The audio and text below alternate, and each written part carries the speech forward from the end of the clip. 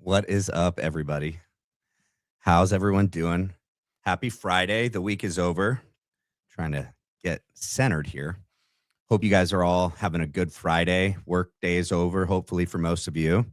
Welcome to another episode of the Black Line Brief. I am your host, Matthew McKim. Please, as you come in, please hit the like and subscribe as you come in. It's the best way to help this channel. And so we're going to. I don't know if anyone is a paying member of Barron's channel. I am. And, there's some things that he showed tonight that had me go on my own little tangent. He showed clips of a podcast of Erika that I never heard before. I don't know. Maybe some of you might have. I thought I had, consumed all things that are out there. I spent a lot of my time looking for things in Erika's past. There's still so much we don't know. There's still so many unanswered questions.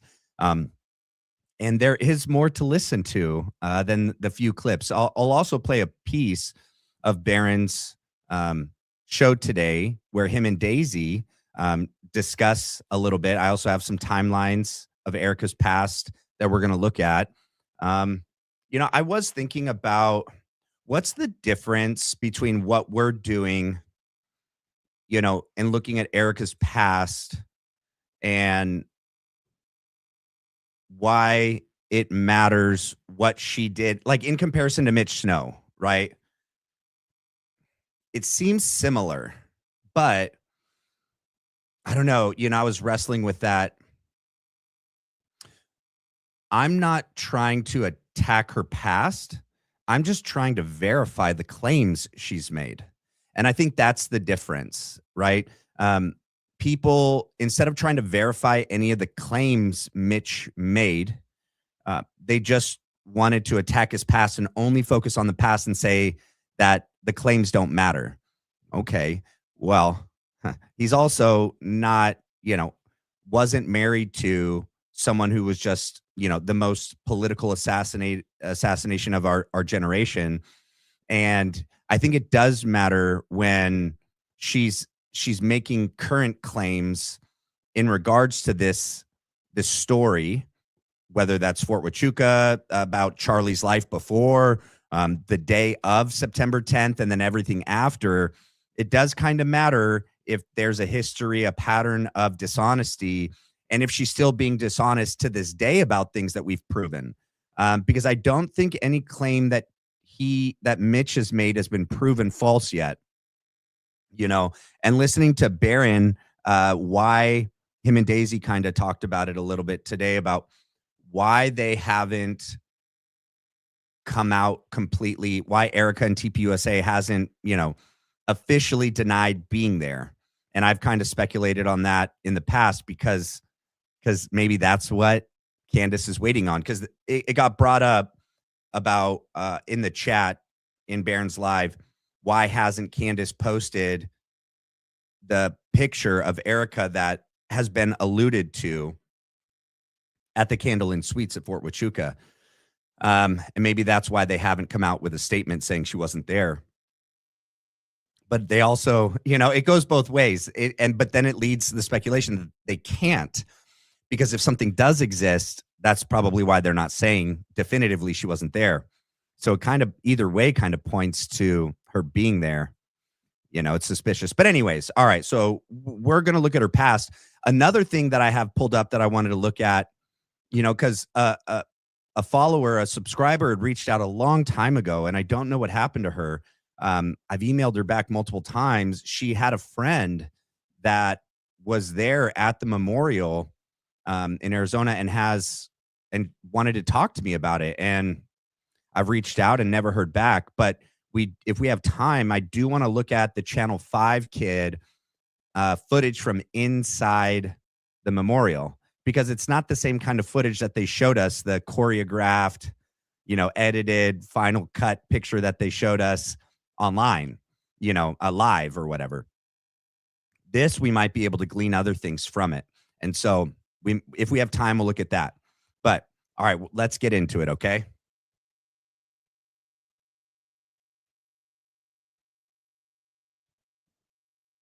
I need to back it up because this was my third time going through it. Yeah, you have such a unique background. What got you into pageants? Great question.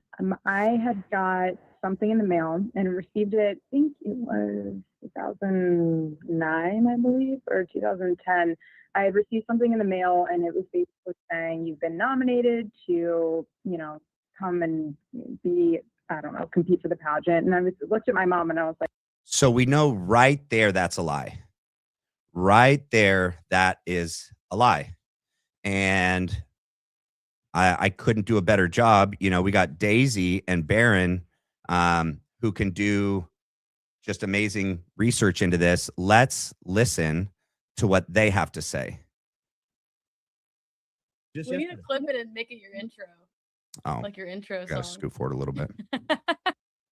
You're going to hire a law firm that has some federal procurement experience, and you're going to say, can you please assist us on getting these contracts done? That's how that works. Read it. I can assure you that's not the reason she got that. Read it. My guess is. Okay, so I wanted to play this part because they also cover the whole Juris Masters thing, and it goes to show that literally almost everything we've been told that she's told everyone about her past seems to be not true.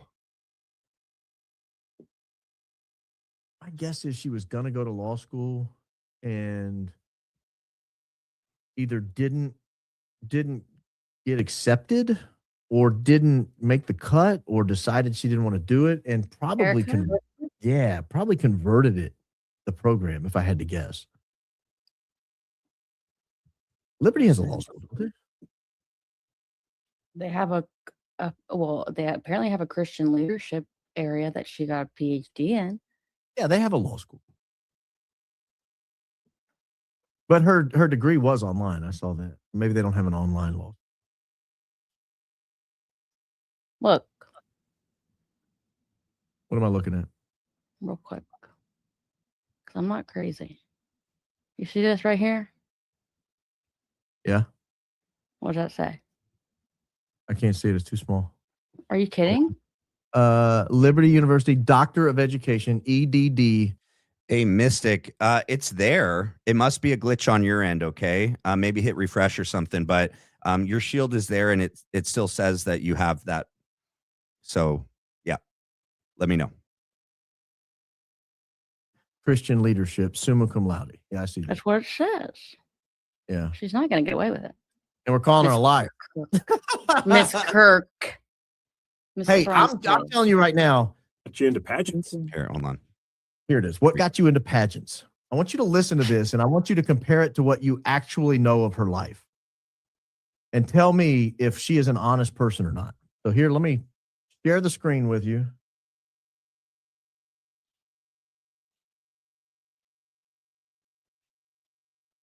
I want you to listen to this right here and tell me if this is consistent with what you know of her life. It got you into pageants? Great question. I had got something in the mail and received it, I think it was 2009, I believe, or 2010. I had received something in the mail and it was basically saying you've been nominated to, come and be, I don't know, compete for the pageant. And I looked at my mom and I was like, I play basketball. This is not something that I would ever really do. This is not something I would ever do. I play basketball. She got this in 2009 or 10, she says. Yep. 2009 or 10, she was no longer playing basketball. She stopped playing basketball in the spring of 2008. Yep.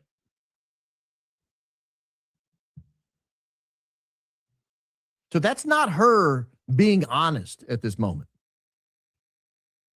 Daisy's going to go into detail right now that by the time she makes this statement right here, she's already competed 4 different times in pageants. So it's not like she competed once and got the dates mixed up. She'd competed in high school.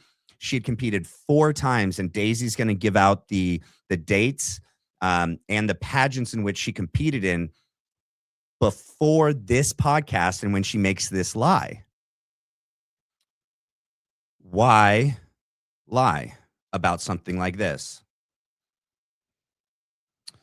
I think maybe there could be a couple things, right? That she doesn't want to come across as, she doesn't want her and her mom to come across as someone that put her in pageants. Like, she doesn't want her mom to be seen as a pageant mom.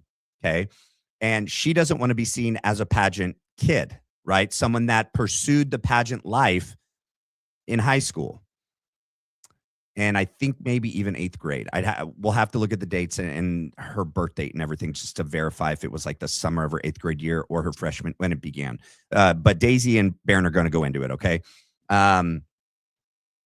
So why lie? Well, she's also going to tell a lot more lies in this podcast, you guys. And so she's already wanting to craft a certain public image of herself, even then. And so someone that's going to be dishonest about the smallest detail about her past. And there's no real good reason to lie about dates and whether or not you competed, like in a pageant when you were younger. Like, there's no, in my opinion, there's no innocent explanation for that. And so her telling us where she was the day of the 10th, whether or not Charlie, remember all the verified lies that she's told since September 10th? And when she's been caught in them, she gives some sort of excuse and some sort of, explanation. Those messages he had in the WhatsApp chat or in an app. I didn't know. I thought you just meant his text messages. When I said he didn't send that text, he didn't receive any threats. No, he never received any threats. He never said that he was afraid he was going to die. All of these lies that she's tried to explain away as, I didn't realize that, or I didn't check those.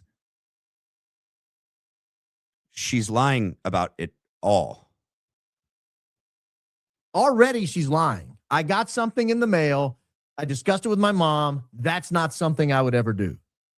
Erika, by this time you had won the Miss Arizona USA teen pageant in high school.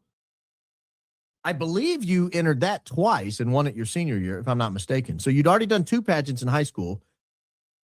You've done 2 already in Colorado. So we're at 4 pageants before you get this mysterious mailer. Yeah, her first one was in 2005, July 2005, first runner-up in National American Miss Arizona Pageant. So that's 1. 2005. We have 2006. 2. July 2006, she wins the 2006-2007 National American Miss Arizona Pageant. So that's 2. And then we have the next one. We have 2008, October 12th, 2008. She was 3rd runner-up at Miss Colorado 2009. That's 3. Then November 1st, 2009, she was 4th runner-up at Miss Colorado 2010. That's 4. And then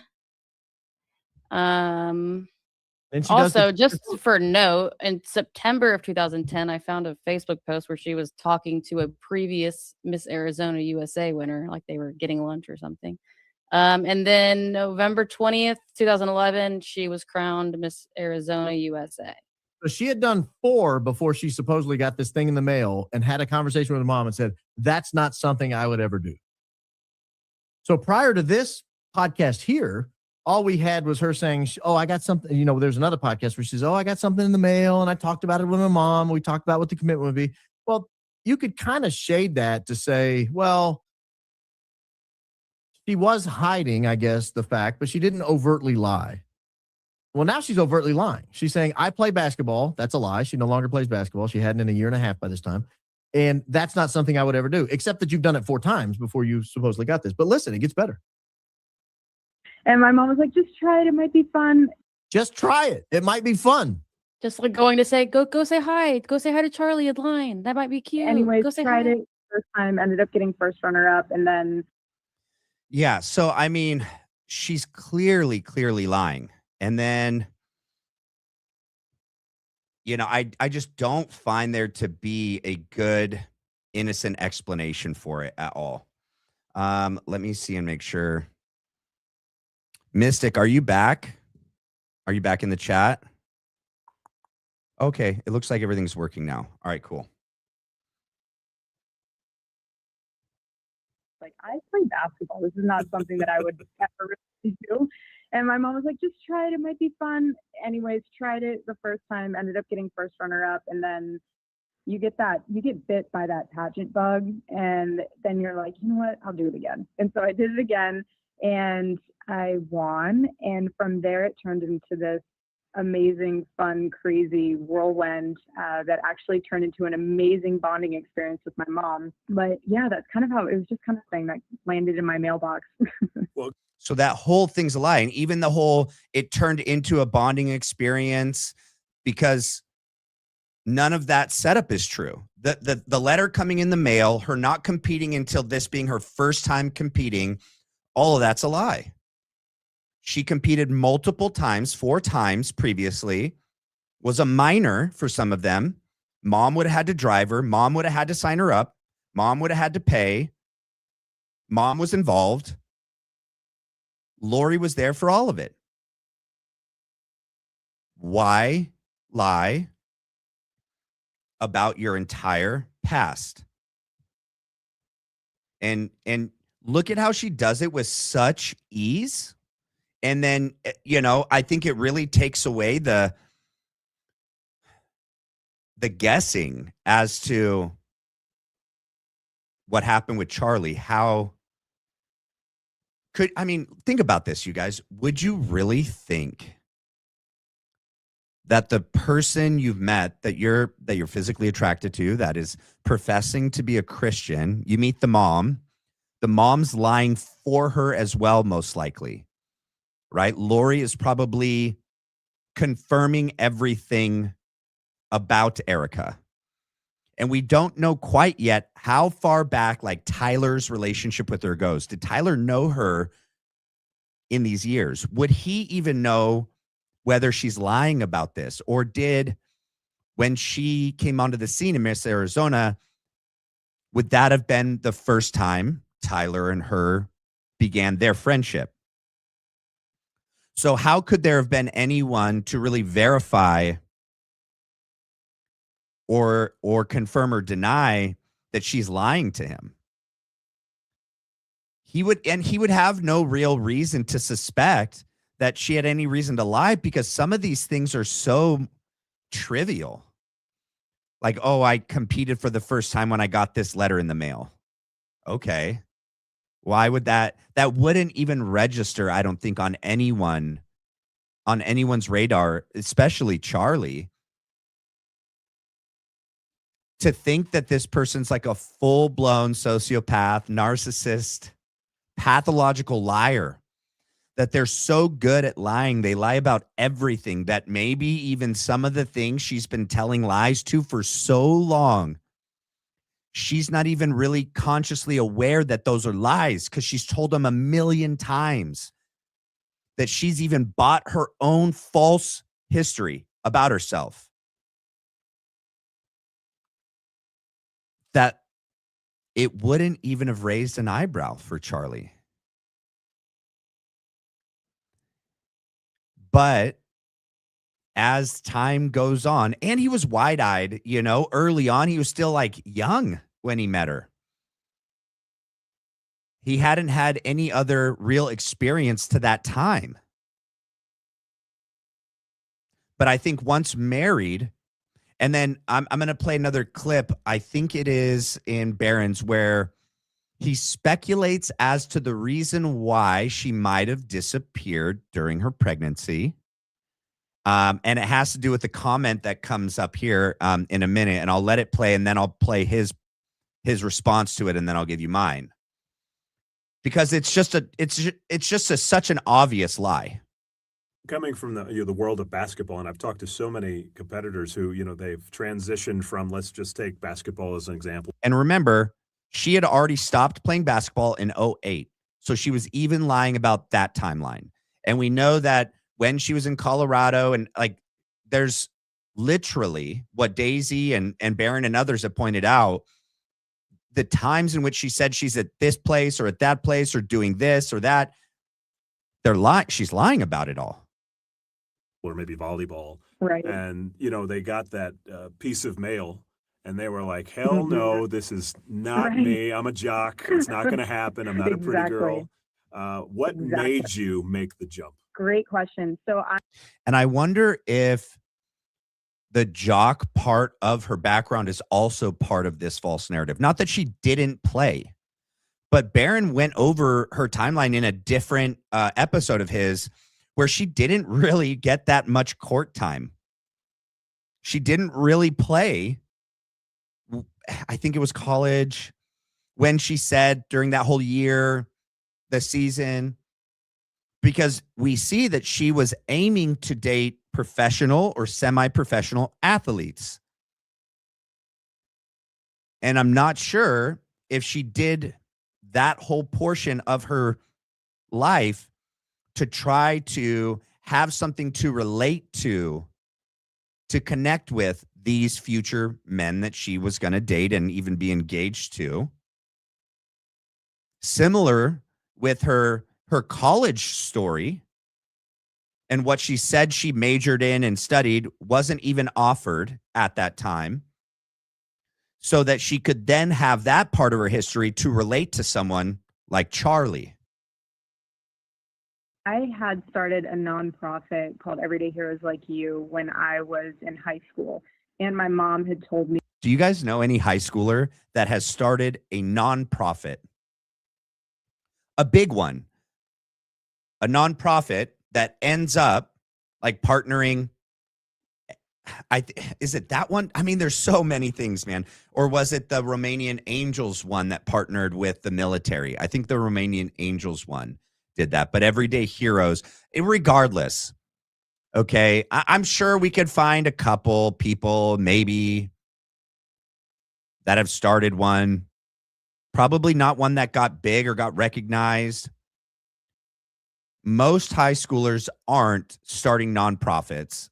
Okay. I'm just saying they're not. You can't be Mother Teresa. You can't save everyone. But I wanted to create an organization that was ambiguous enough to be able to help where I saw that there was a need. And so when that came in the mail, I thought to myself, okay, I did research because I love researching things. So researched everything about the pageants, the title holders, what it all entails, and what I saw. So that's a lie too. She had already done 4. She had already competed in 4 pageants by that point. She was already aware of the different, what would be next in a pageant girl's career. What's next? What's next? What's the pinnacle? What's the ultimate female pageant? Miss Universe, right? Miss USA. What do you have to do first before that? Okay, Miss Arizona. What do you do before that? Oh, Miss whatever town, whatever city she's in. Okay, what about before that? Whatever high school pageant. You don't get into this without knowing what is the ultimate pageant to be in. What have most women done to get to that point? How do I follow in those footsteps? By this point, her and her mom had clearly already done the research before this 2009 letter that came in and this whole story that she's crafting right now. In love with was the fact that you had an opportunity to platform a philanthropic endeavor of yours or support a philanthropic or an organization. Dude, here's the other thing that just disgusts me. Okay. It just really does. All right. And I'm sorry if I'm pausing a lot. It's just like, bleh. Okay. She wants everyone to believe that literally everything she's ever done, she's done it for godly, selfless, pure, in service of other reasons, in service of others. That everything she's done, including all this pageant stuff, all of her nonprofits, all of it is because she's just such a good Christian that she doesn't have a selfish, ego driven part of her at all. Okay. I mean, even the most normal, really good person would do things for selfish reasons at times, not like so selfish that it puts others down or that it takes advantage or takes away from others. But I mean, I could even say that me doing jujitsu, that's selfish. It doesn't really benefit my wife and kids. I mean, maybe in the event that I ever have to protect them, but I do that for myself. This is a personal thing that I do. But that doesn't make it a selfish, like in a egotistical way thing that I'm doing. It helps better me. But I mean, like, to reframe every decision she's ever done, everything she's ever done with her life as this completely Mother Teresa type person. It's just so fake.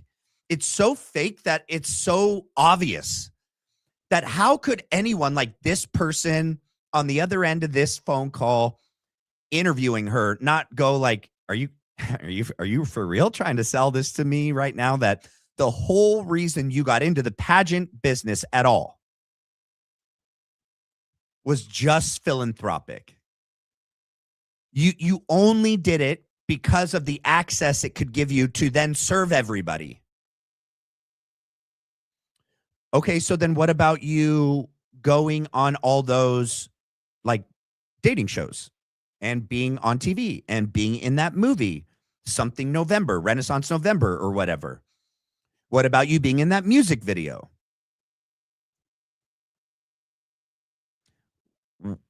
What about you doing The Amazing Race with JT Massey? What about all of these very clear, obvious signs that you wanted to be in media, in showbiz? What about all your appearances that you did for like your mom and all those videos where you're like interviewing people? You clearly had a desire to be in film, to be in the industry. You did modeling. And so it would just naturally follow that you doing pageantry is something great on your resume for film, for Hollywood, right? Like, look at Arnold Schwarzenegger, look at other people that did something similar, like some sort of competitive, competition where it's more about their physical image, and that propelled them into the limelight. People, it gave you recognition. Miss Arizona on a state scale, people would know you. That would open doors, which it clearly did open doors. Your uncle, your creepy uncle, when you were at Disneyland, or wait, Hogwarts, I think it was, because it was a Harry Potter dude singing. Your uncle who works for Universal said, now be very clear when you're praying to God that to answer your prayers for you to be in showbiz, that you make it very clear what you mean, or else you could end up like this guy dancing on a stage at Hogwarts pretending to be Harry Potter. Yeah, well, everyone doesn't have an uncle that works at Universal, dude. Everyone doesn't have a mom that's tied to like so many people and so many things. Some people actually had to work from the very bottom to get every inch of the way up. Unlike Erika Kirk, who seemingly everything was handed to her along the way.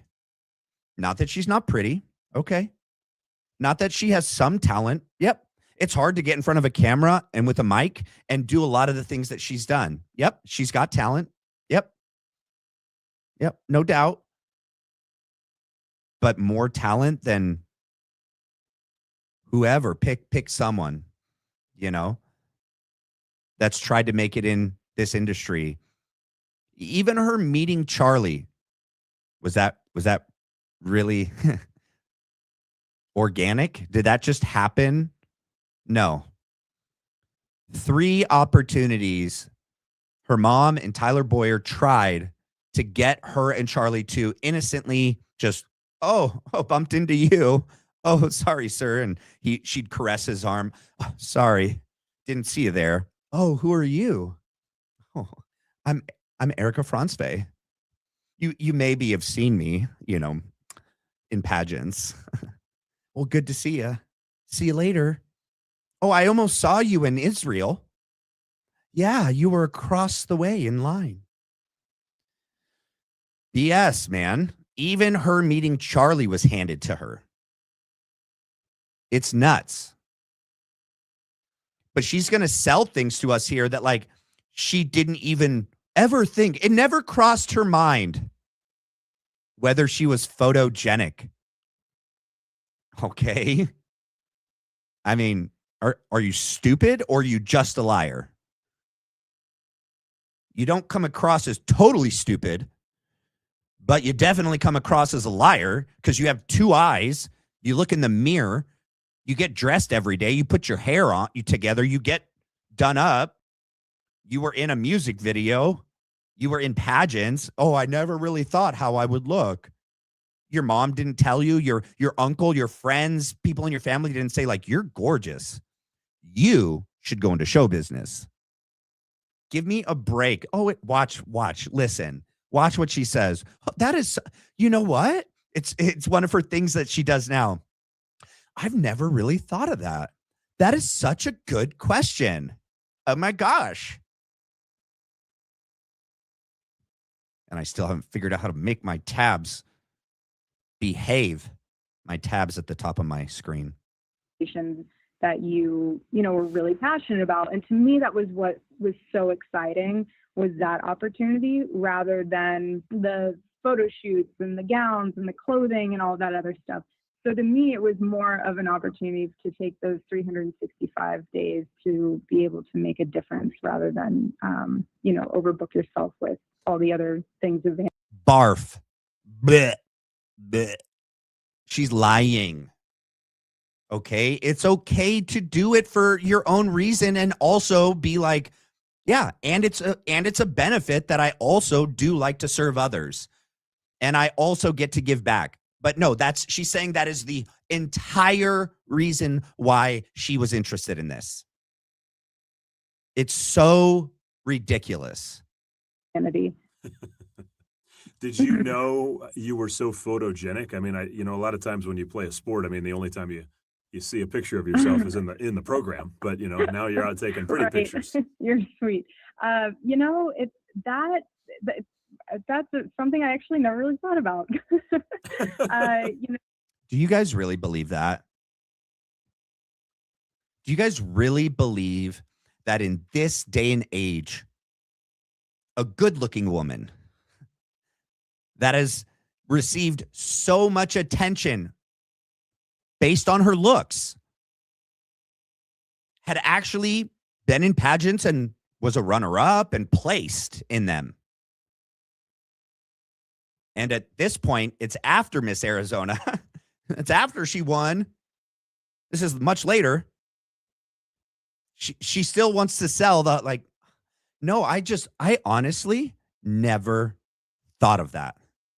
Wow, you're so sweet. This guy, is he like starstruck? Is this guy like, she's pretty? He sounds like an older dude. Disgusting.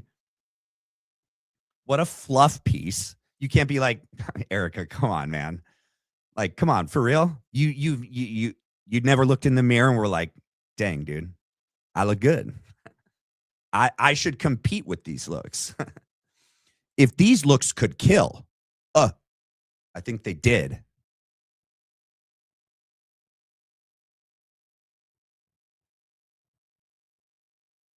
Immediately, when I was little, I was 13, and my mom, we were at one of my basketball practices and scrimmages, and there was a commercial group that was filming a Nike commercial at that same gym.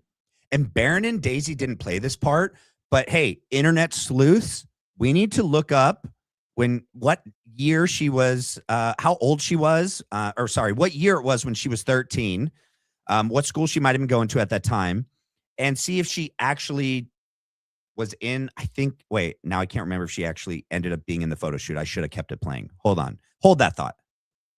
And they saw me shooting around, and they had me sign a waiver, and they're like, hey, you'd be great for this Nike commercial for these young kids. My mom was like, yeah, really? Should we try it? And so I got thrown into that. And then so I don't know. That's a really great. She did get thrown into that. Okay. And hey, can I ask you guys a question? Do you really think they have a 13-year-old sign the waiver? Is that really how it happens? Nope. She's a minor. I don't think it's a mistake that she said that. Like, her mom would have signed the waiver. You're a minor. You don't get to sign things. You're 13. Nice try there.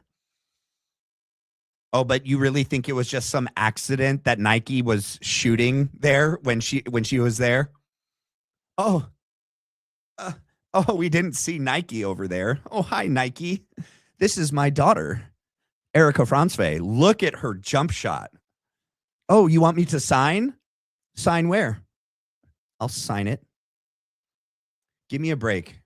I want to see that, though. I want to see that ad or that photo shoot or whatever she's talking about. She was 13 in a Nike shoot. Let's find out what she's talking about. Come on, internet, do your thing. Question. I have no idea. Yeah, sure.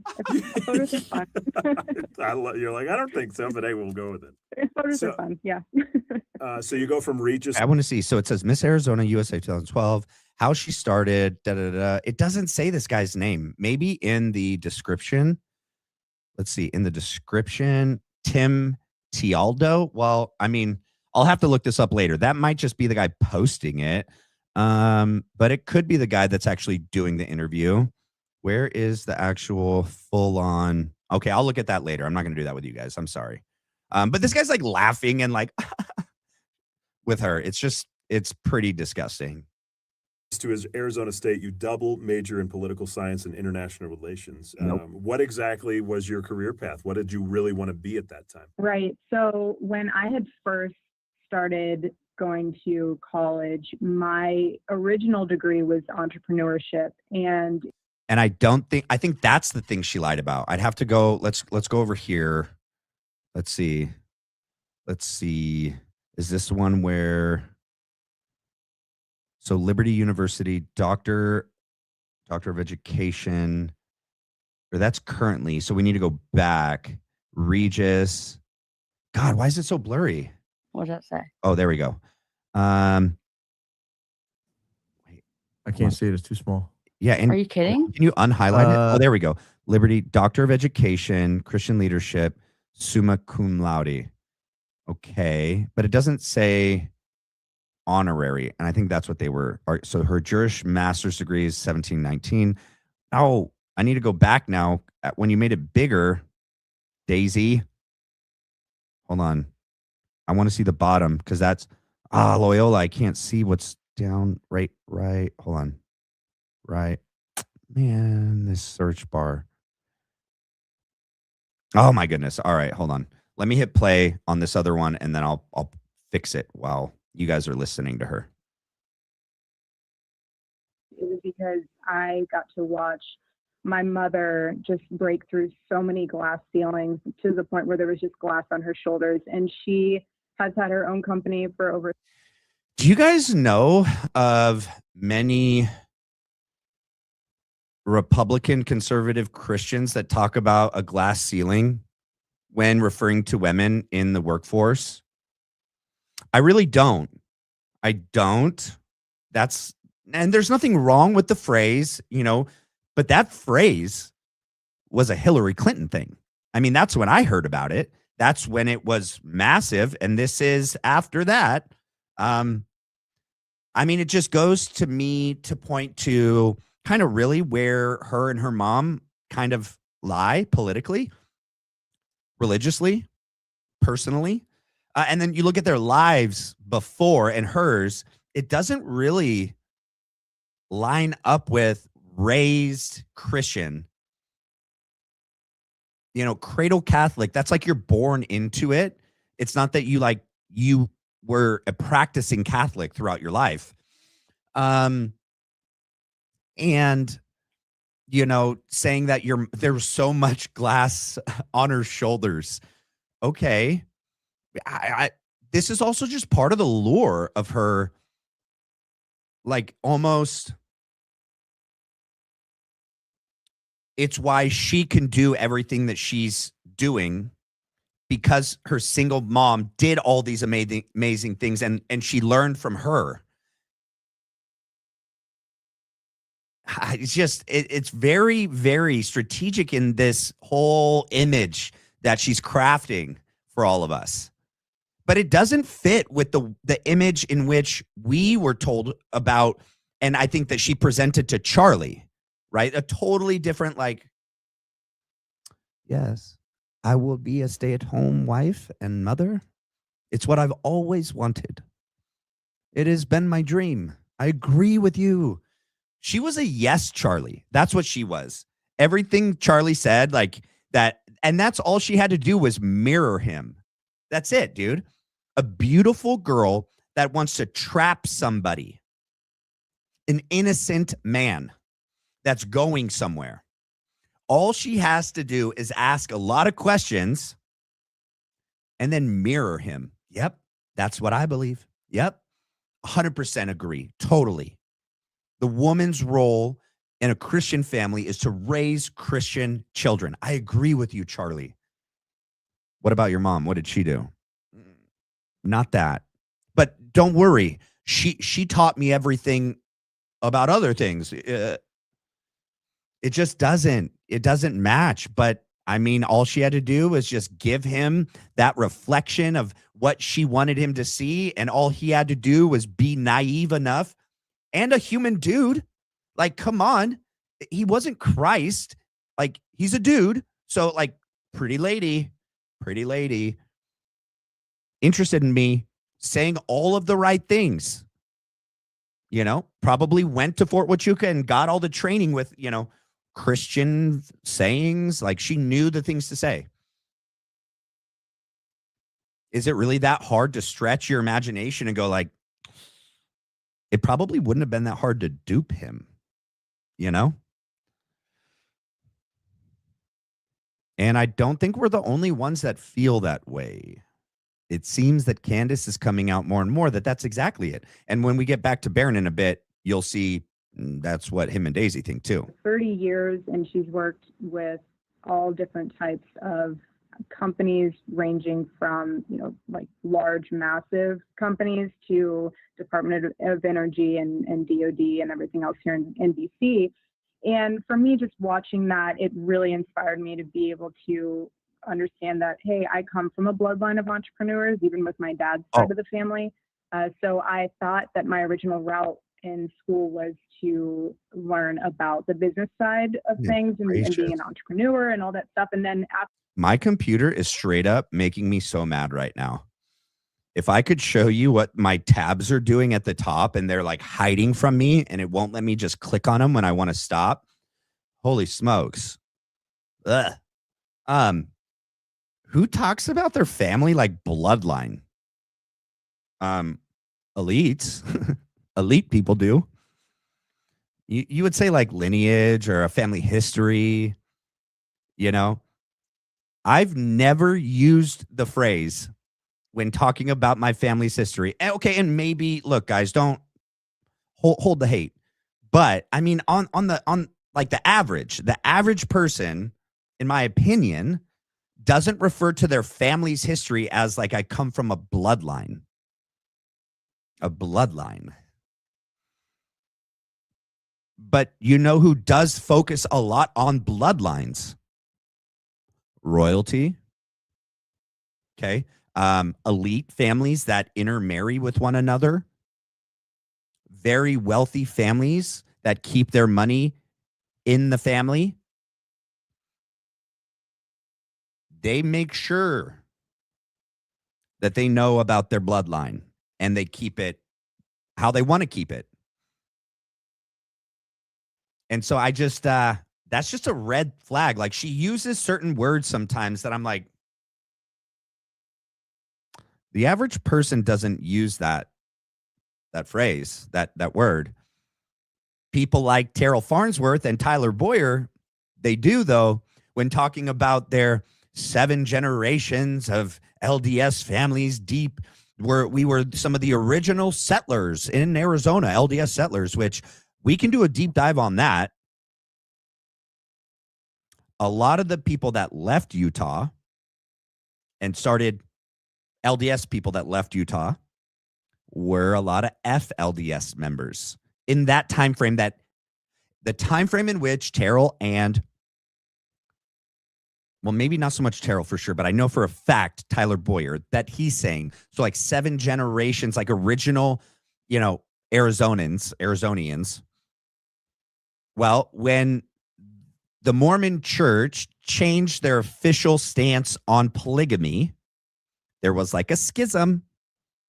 And some people didn't want to give up their teenage wives, and they didn't want to stop not having 5 wives or 20 wives.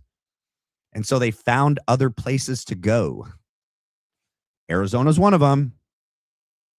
Okay. Just saying. I think we're going to find some interesting things out about Tyler Boyer's family. 7th generation LDS Arizonians. All right. The tangent was she's referring to her family of entrepreneurs as a bloodline of entrepreneurs. Okay. After actually going to school for it and listening to my professors speak, I really realized that my greatest textbook was my parents and their company and their success versus, and forgive me, I do appreciate professors, but versus professors who did not have a company that they were running and they were just regurgitating talking points from a textbook. When someone says, the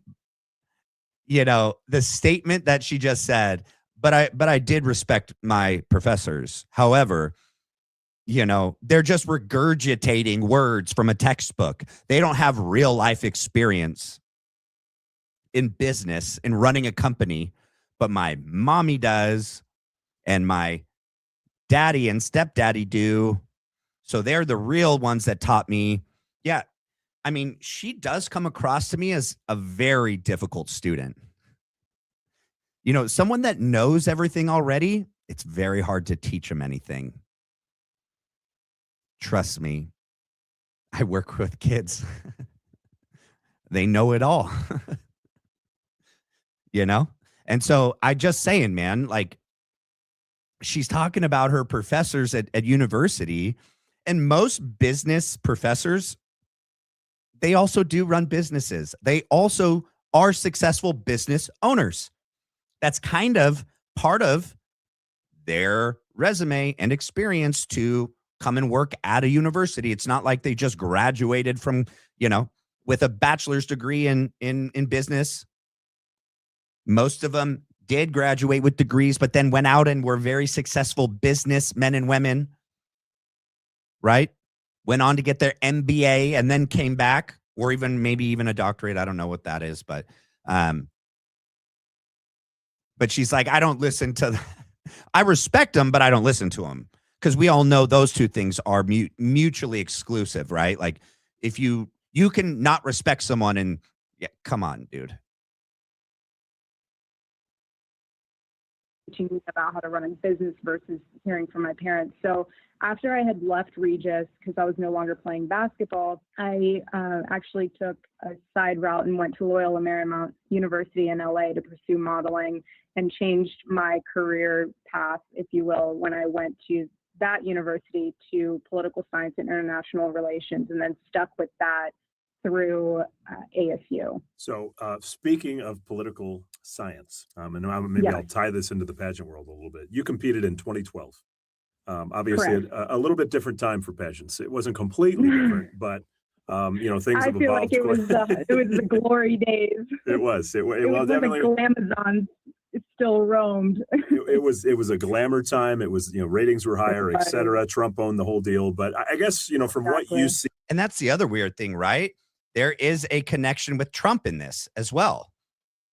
So, I mean, all right, I might have to skip forward, but I want to hear him and Daisy say some pretty key points. Crazy. You see this right here? Yeah. What does that say? I can't see it. It's too small. Are you kidding? Liberty University Doctor of Education, EDD, Christian Leadership, summa cum laude. Yeah, I see that. That's what it says. Yeah. She's not going to get away with it. And we're calling her a liar. Miss Kirk. Miss Hey, I'm Fronsdale. telling you right now, she might have graduated summa cum laude from Arizona State University, but she is not in the program as summa cum laude. I will find the graduation stream video. I am going to play just a piece of that. I cannot get away from this. Where is it? Yeah. I cannot get away from this. Someone said summa cum liar. I can't get away from this, so I'm gonna pull it up and just play a piece of it. We heard this part. I want you guys to hear this, but I we heard this. entered that twice and won it your senior year, if I'm not mistaken. So you'd already she stopped playing basketball in the Put you into pageants. Great question. I had got Sorry, we have to replay this part because the bar at the bottom is too tiny and my little icon thing is too big. But the key part is what he says right when she ends. Okay, so that's what we're listening for. something in the mail and received it, I think it was 2009, I believe, or 2010. I had received something in the mail and it was basically saying, you've been nominated to, come and be, I don't know, compete for the pageant. And I looked at my mom and I was like, I play basketball. This is not something that I would ever really do. This is not something I would ever do. I play basketball. She got this in 2009 or 10, she says. 2009 or 10, she was no longer playing basketball. She stopped playing basketball in the spring of 2008. Oh. So that's not her being honest at this moment. With ease. Already she's lying. I got something in the mail. I discussed it with my mom. That's not something I would ever do. Erika, by this time you had won the Miss Arizona USA teen pageant in high school. I believe you entered that twice and won it your senior year, if I'm not mistaken. So you'd already done 2 pageants in high school. You've done 2 already in Colorado. So we're at 4 pageants before you get this mysterious mailer. Yeah, her first one was in 2005, July 2005, first runner-up in National American Miss Arizona Pageant. So that's 1. 2005. We have 2006, 2. July 2006. She wins the 2006-2007 National American Miss Arizona Pageant. So that's 2. And then we have the next one. We have 2008, October 12th, 2008. She was 3rd runner-up at Miss Colorado 2009. That's 3. Then November 1st, 2009, she was 4th runner-up at Miss Colorado 2010. That's 4. And then And she also, just for note, in September of 2010, I found a Facebook post where she was talking to a previous Miss Arizona USA winner, like they were getting lunch or something. And then November 20th, 2011, she was crowned Miss Arizona USA. So she had done 4 before she supposedly got this thing in the mail and had a conversation with her mom and said, that's not something I would ever do. So prior to this podcast here, all we had was her saying, oh, I got something, Why lie? There's so much lying. And she does it with such ease because she retells this story about receiving the letter multiple times. That does matter. It matters because there's so much that hinges on whether or not she can tell the truth now. And whether or not she's telling the truth about Charlie's last few months and weeks and days, last few hours with that whole story. Okay. She lied about the magic bullet, man of steel, neck of steel, said that the doctor said that, had Andrew report it as if the doctor said it. She said it. The night before Gigi woke was doing cartwheels in the bed. I told him to go sleep in the bed. He was making all this ruckus in the kitchen. I saw his adrenal glands, flaring up, whatever, were firing. He was just so excited. He had a whiteboard. It was all mapped out. He had been prepping for this. This was his Super Bowl.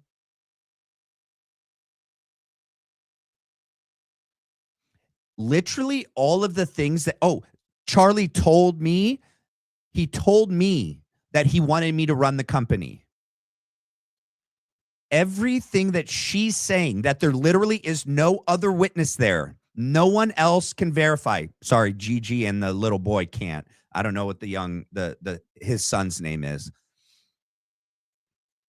So many of these key little parts of this narrative, literally, she's now the only witness to them.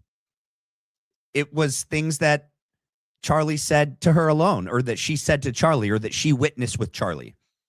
The story about him saying this thing at Aspen or in the Hamptons, Candace hasn't been able to verify. That his dying wish was for her to take over the company. How many clips do I have to play of her and Charlie in 2025 saying the complete opposite? It's not like her kids were approaching high school or approaching the end of high school where there would have been a little gray area, because Charlie and her did say that returning to a career when your kids are older in high school or off in college, that would be a time that it's okay. But I would even say that I don't think I would believe that Charlie wouldn't want her to work even in high school. Kids are kids still, man. Your brain's not done forming until 25. Maybe once they're out of the house and they're in college, I could see that. There's no real need for you to stay at home. They're gone. Unless they're staying home and they're doing community college or college online, or they're going to a college nearby, but they live at home. So even granted this whole maybe when they're in high school, I don't think Charlie would want that.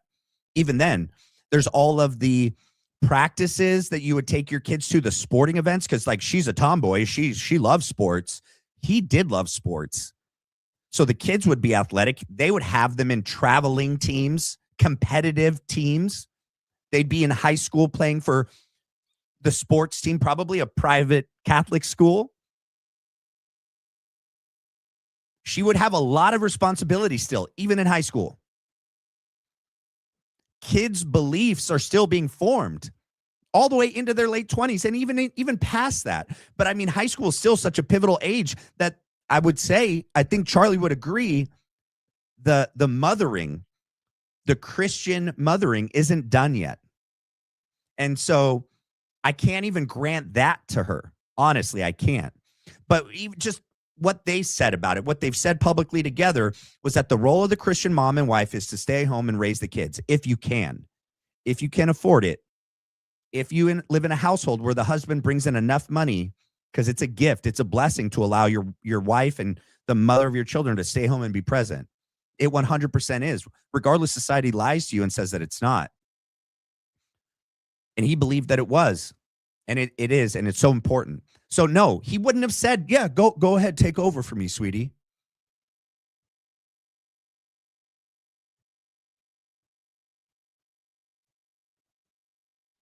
Well, there's another podcast where she says, I got something in the mail and I talked about it with my mom. We talked about what the commitment would be. Well, you could kind of shade that to say, well, she was hiding, I guess, the fact, but she didn't overtly lie. Listen. Well, now she's overtly lying. She's saying, I play basketball. That's a lie. She no longer plays basketball. She hadn't in a year and a half by this time. And that's not something I would ever do, except that you've done it 4 times before you supposedly got this. But listen, it gets better. And my mom was like, just try it. It might be fun. Just try it. It might be fun. Just like going to say, go say hi. Go say hi to Charlie at line. That might be cute. Anyways, go say tried hi. it first time, ended up getting first runner up. And then you get bit by that. Tried it the first time, ended up getting first runner up. You get bit by the bug. She's creating an entire narrative that doesn't exist. It's not true. It's a lie. It's not factual. This bothers me. This deeply, deeply bothers me because it is evidence that this woman is a horrific liar. Agreed. She just lies. She had already done them 4 times. Yeah, she's making it sound like she was first runner-up in 2005. She was first runner-up 7 years or 6 years before Miss Arizona. she was Miss Arizona. She's acting like it was just a few weeks ago. Somebody just sent me something in the mail.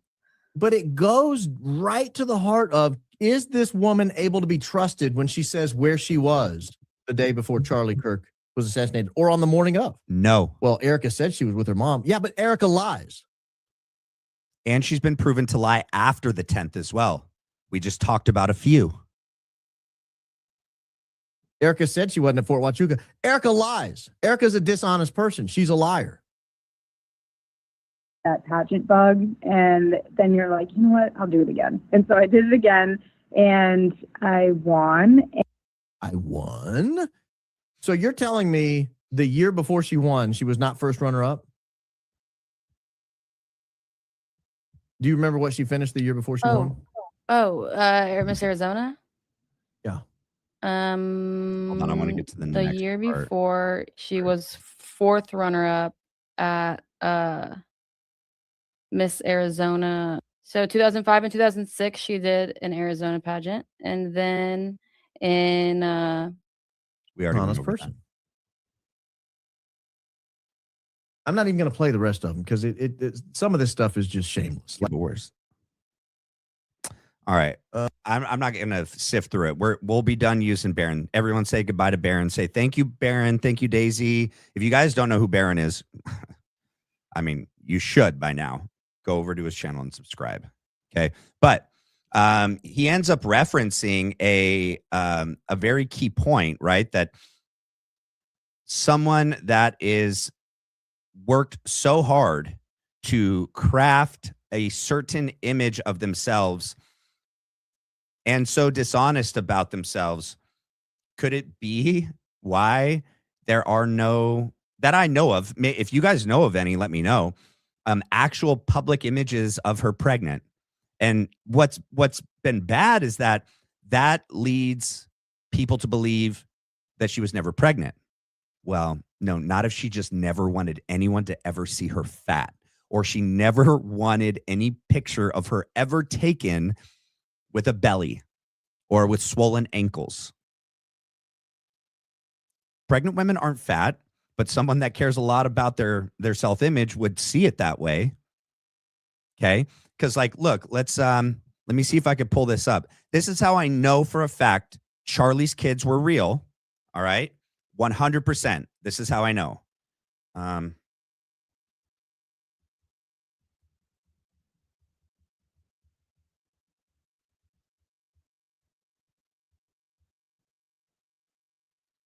Here. All right, let me share this. Ready?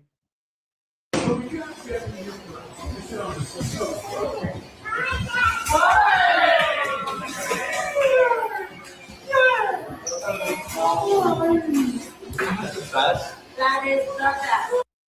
You would have to convince me that Charlie is a liar and that little girl is a paid actress. Okay? She runs up to him and says, "Daddy," and goes into his arms and is comfortable enough, puts her head down on his shoulder. He embraces her. And that's the most authentic thing I've ever seen. I have kids. Looks exactly like many of my memories. You'll never convince me that he didn't have real kids. You just won't. Because that also means like this whole Charlie Kirk's alive thing. And by the way, I got some bad news, guys. Now Danks is on the train too. Yep.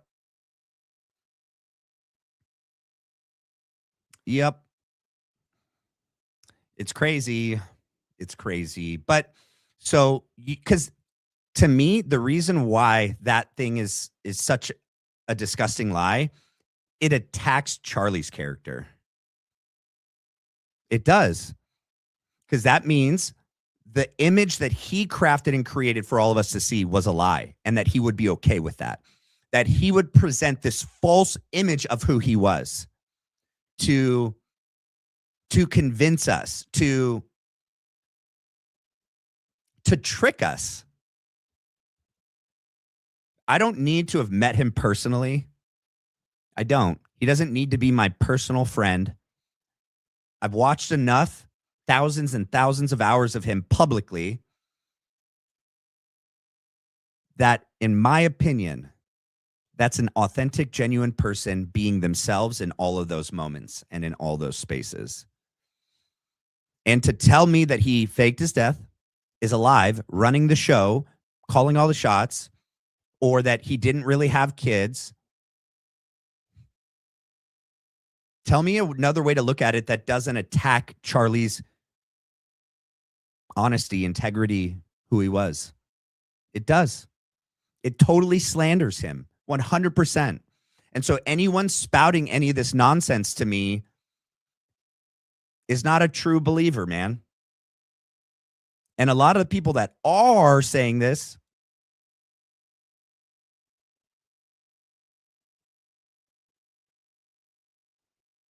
I'm not going to name personally, but I don't think they're Christian. No, like publicly, I think that they've said that they're not. They're not current, active believers.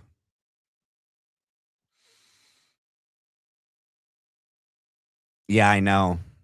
Yep. Baze is part of the problem too, man. Sorry. Go watch their live stream from Monday night. That aired right after mine and Blake's did. Watch the whole thing. Yeah. Okay. It's just, yeah, whatever, man. I don't have anything good to say. Okay. And I'm disappointed. I'll stop there. All right, let's keep going.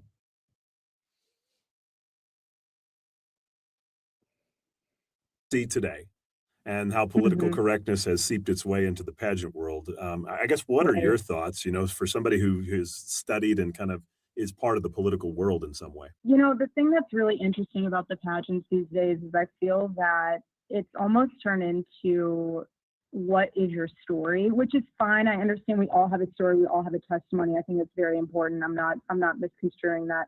But what I'm meaning is that it almost becomes this competition of who has the best story, that it's where it's overemphasized and over elaborated instead of focusing on, okay, I got through that and now here's what I'm doing. It's almost as if they're stuck in that one portion of their life and really pushing that as their identity, rather than saying, I got through this, it made me who I am today, moving forward on to other topics, rather than having it just solely identify you. But it's different than how it was when I competed, from the standpoint of, it was just back then, it was, I don't know, I guess it was the birthing time of political correctness when I was competing, because I don't remember, even when we were doing our questions, I remember getting the topics of gay marriage and all that stuff. And I'll never forget Don Baker, that's his name, right? He passed away. Yeah, he was phenomenal, the interview coach.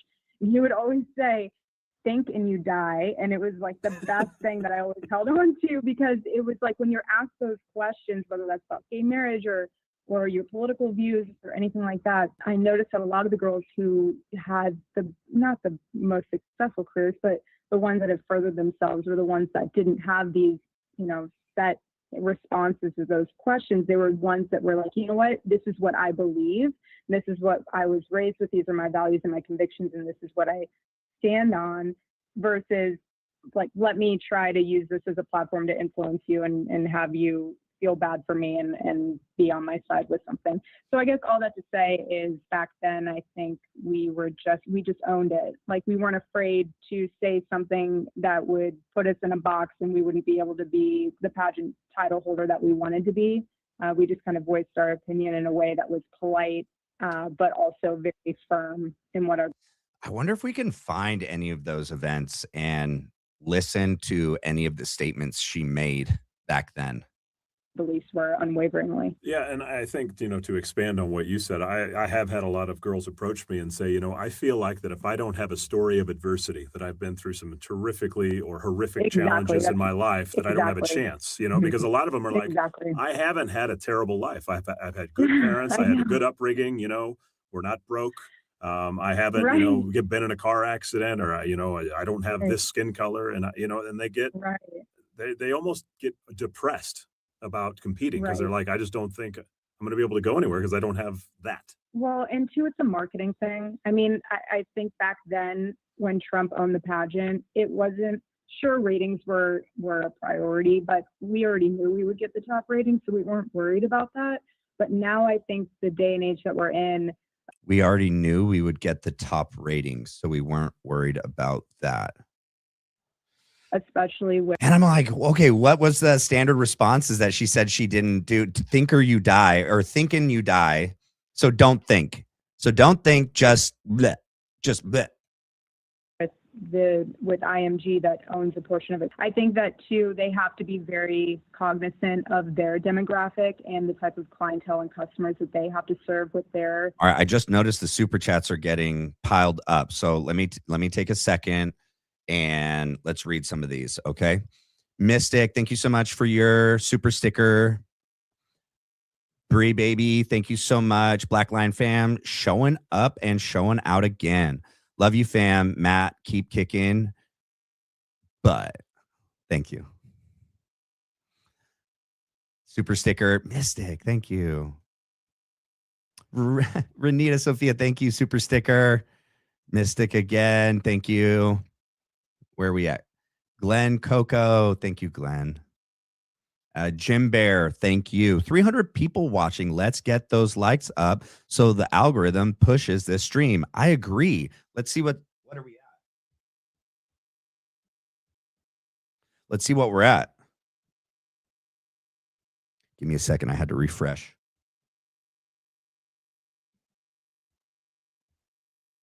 We're at 141. Someone just hit a like as I said that. So thank you. We were at 140. Whoever you are, thank you. But we still got 150 people. Oh, no. 149. Someone heard my plea. Oh, 9 just left. No one, they don't like that. They're like, if I have to press that button, I'm out of here. I protest. I'm out of here. You asked me to press that like button. No worries. All right. Thank you guys who did. Let's see. Glenn Coco, I think the kids are real, but it doesn't mean Erika had or has any attachment to them. 100% times 1,000,000% agreed. Look, let's get real. All right. Just because you have children physically doesn't mean you have that natural like mothering instinct and heart and feel any kind of obligation to care for those children. I can spit off many examples of women that have had kids and shouldn't have and shouldn't be moms and just have no business and clearly put themselves over others. And even my mom, who's an amazing mom, I love her to death and she was great. Many times growing up, she put herself before me and my siblings, in not good ways, right? In choosing not good men, in other things she did too that I don't want to be too personal about. But I'm just saying, so even a good woman, right? But I mean, just because she's had the kids doesn't mean she has any sort of deep connection or feels any kind of responsibility to be there for them. Because honestly, if she did, even in the slightest, she would have said, no, thank you. Thank you guys so much for your confidence and your vote. I appreciate it. You know, let me get back to you in 15, 16, 17 years when my kids are up and out of the house. If you guys still need me and your offer still stands, I'll be there. You know, she could have said, you know, I have confidence in all of the people my husband chose to hire. I have confidence in the vision that he casted because he was such a good vision caster, which I believe he was. But we looked at that last interview he did. He said, it doesn't really matter how great of a vision caster someone is. A company like Elon Musk, any companies ran by Elon, kind of, they're Elon focused. And a company, an organization like TPUSA, it's going to be Charlie Kirk focused. And he said, I don't even think it's a good idea to try to take the figure out of the organization to try to separate the two. He said he thinks that would damage the actual mission overall. And so, yeah, even still, though, she could have been like sticking with her talking points. I have faith that Charlie, he led by example.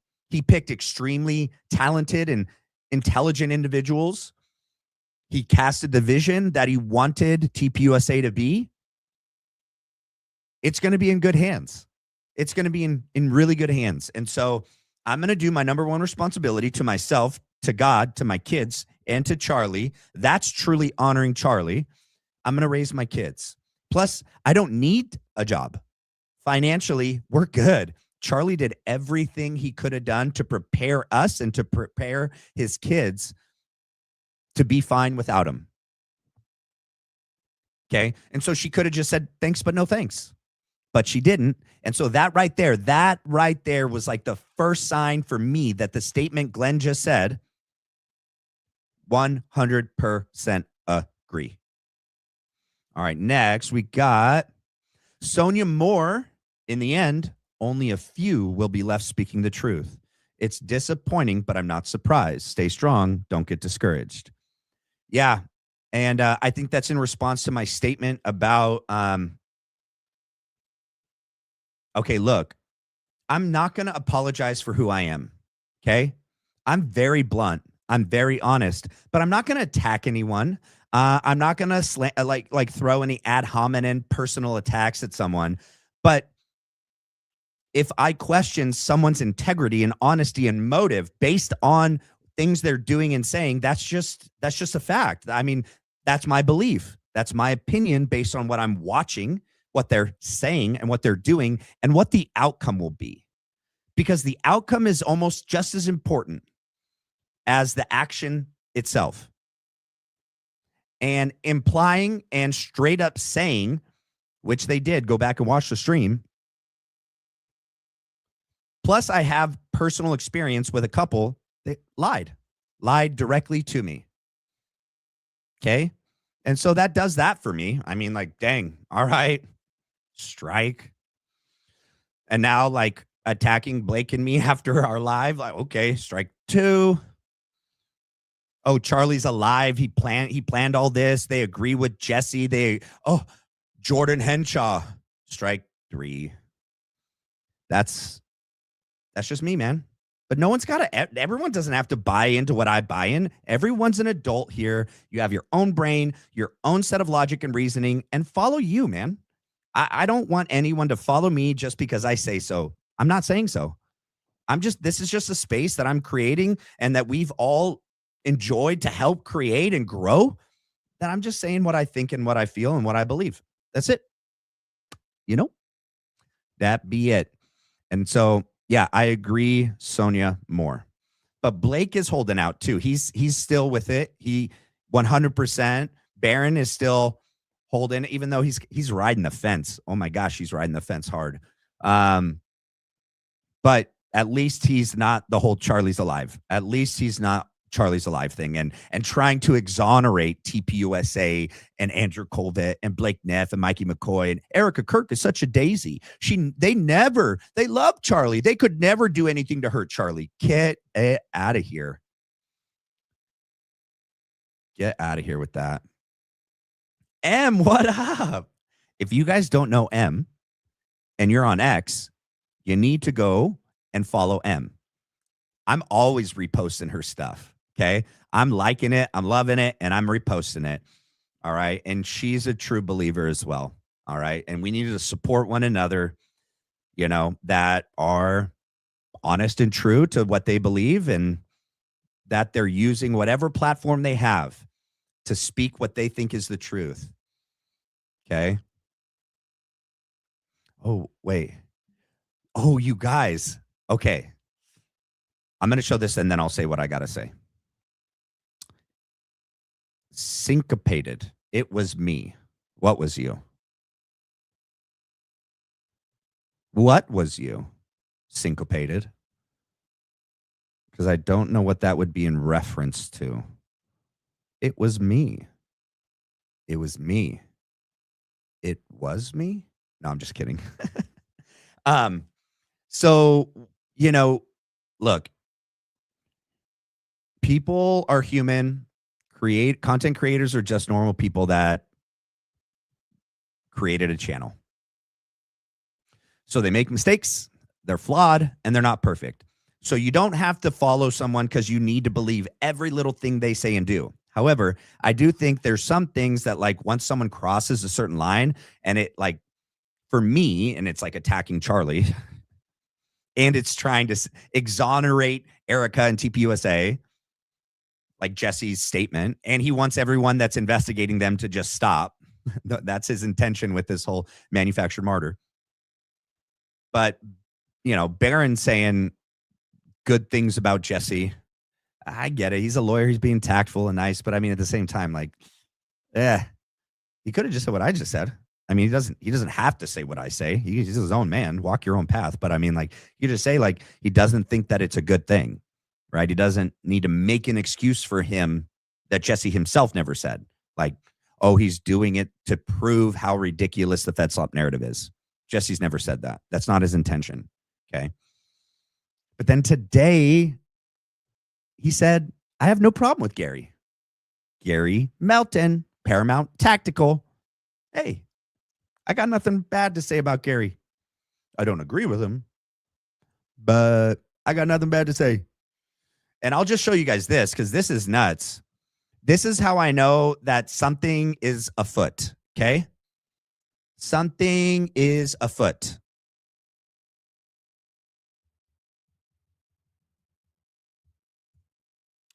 Check this out, ladies and gentlemen. Check this out.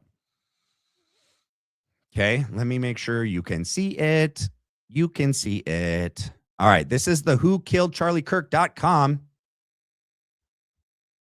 But when you Google it, it's whokilledck.com. So there's certain people that definitely deserve to be up on here. All right. And there's others that have no business being up on here. Period. Okay. But it's interesting that there's some people on here that shouldn't be. And then there's some people not on here that should be. Danks's stuff into the financial crimes of TPUSA. If Wolves is up here, why isn't Danks up here for that? I don't agree with his most recent statement. No, but I can agree that he did groundbreaking work on all of the financial crimes and, well, possible crimes. Okay. The weird behavior. Ian, yes. James Lee, yes. Candace Owens, yes. Wolves, maybe his early stuff. And I guess maybe that's why he's in here for that. Valhalla VFT, I would say no. Trigger Smart, I would say no. Brandy and Billy, okay, for maybe some of the interviews. But aside from that, like, some of these people literally came out of nowhere and have connections to the biggest names in this arena, but on their own. Like who? This? Like what? What? And so I just don't understand who is uploading all this, who is saying who's on here and who's not. And I'm not saying this like I deserve to be on here. I haven't been able to do any research. I haven't broke any stories. I'm just reporting on what's already out there and giving my opinion. Okay. But I mean, So I'm not saying I need to be on there. I don't. Okay. But other people definitely shouldn't be on there. All right. Let's continue. Because I think I read the last super. Let me make sure. Or did another one come through? Oh, yes. Syncopated said, it was me. And then we got a brave new words. Blackline crew in full steam ahead. I love it. Yes, I agree. Thank you for your super. Okay, Syncopated. I gave the like. You are the best. Oh, thanks. It was you that when I refreshed my screen, it went from 140 and then it was all ding, ding, ding, 141. Everyone give Syncopated some love for hitting the like. Let's see. And I would love to also, sorry, whoa, Mike was in my way, answer any questions you guys might have. Or if you guys have any points you want me to read out loud. My gosh, it's taking forever. You know, when you refresh your screen and you're like watching a live stream, of course, the first thing it does is shoot a bunch of ads at you. So now I'm waiting for it to move. Oh, but we're only at 168. Come on, we need to hop back up to more likes. All right, let's keep going. I hit play. Not only title holders that sign with them, but also their other talent that they represent. And I think it's one of those things where they kind of have to play that line, and they kind of have to make it appealing to everyone to the point where they water it down so much that it kind of loses its glam of all of it. I can't even describe it. It's hard to explain, because for people who haven't been involved in it, that just see it from the outside, they might think, oh, here's another pageant, here's another pageant girl. Oh, I finally found it, you guys. What I was looking at. So remember, she said she was doing something with entrepreneurship. Wait, what? That's not the one I meant to hit. Where'd it go? Here we go. This one. So this is her college background. Bachelor's Political Science, International Relations, Juris Master's degree, American U.S. Law, Legal Studies, Jurisprudence, Doctorate of Education, Christian Leadership. So that's not there. And then Arizona State University. Oh, that's about Tyler Boyer. Where is the timeline? It was right. Hold on.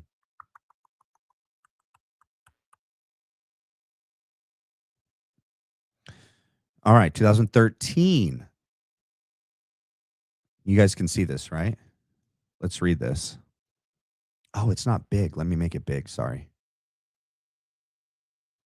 Here we go. And then I got another one right next to it that we'll read. I can't highlight it because it's obviously on the screen, but I'll go like this. So in 2013, the year of the groupie, Erika begins the year dating basketball player Josh. Oh, is this just her dating years? Yeah, this is just about her dating. This isn't about her college. Erika moves to Chongmeng. Yeah, follow boyfriend Josh Harrelson. Flying. Yeah, we saw. Okay, that. Check. Yeah, picture on the Great Wall. Erika posts video of herself promoting Romanian Angels. Colonel Otto Busher. Yeah. Oh, and I had a list. You guys want to know something? Let's see. Let me pull this up. Okay. So I wish I could put it up here, but I wrote it on my little notepad. So people that Erika Kirk is not just affiliated with, is friends with, and is, oh my gosh, I'm so far behind in the chat. Goodness. Hold on, I'm scrolling it down.